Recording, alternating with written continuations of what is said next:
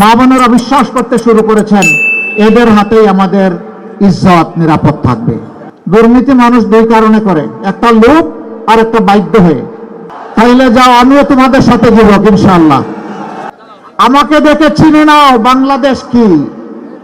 আমরা সেই সম্মানের জায়গায় যুব সমাজকে বসাতে চাই।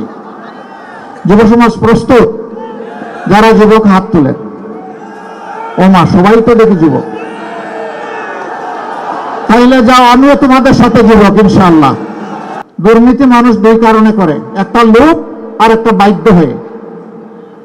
বিশেষ করে সরকারি কর্মকর্তা কর্মচারী যারা আছেন, আমরা জানি বিভিন্ন ক্ষেত্রে বেতন কাঠামো এমন যে এর উপর জীবন ধারণ করা প্রায় অসম্ভব। আপনি রাষ্ট্রের সার্ভিস নেবেন আর তাকে সম্মানের সাথে বাঁচতে দিবেন না, ব্যবস্থা করবেন না। এই রাষ্ট্রের এরকম কেউ বাধ্য হয়ে যদি অপরাধ করে তাকে শাস্তি দেওয়ার কোনো অধিকার নেই। আগে সম্মানের সাথে বাঁচার সুযোগ করে দিতে হবে। সরকারি, বেসরকারি, আধা সরকারি, স্বায়ত্তশাসিত সব মিলেই হচ্ছে আমাদের কর্মসংস্থান। আমরা কথা দিচ্ছি এই সব ক্ষেত্রে ইনসাফ কায়েম করা হবে ইনশাআল্লাহ। মা বোনেরা বিশ্বাস করতে শুরু করেছেন এদের হাতেই আমাদের ইজ্জত নিরাপদ থাকবে। মাথা গরম হওয়ার এইটাই কারণ, আর কোনো কারণ নাই।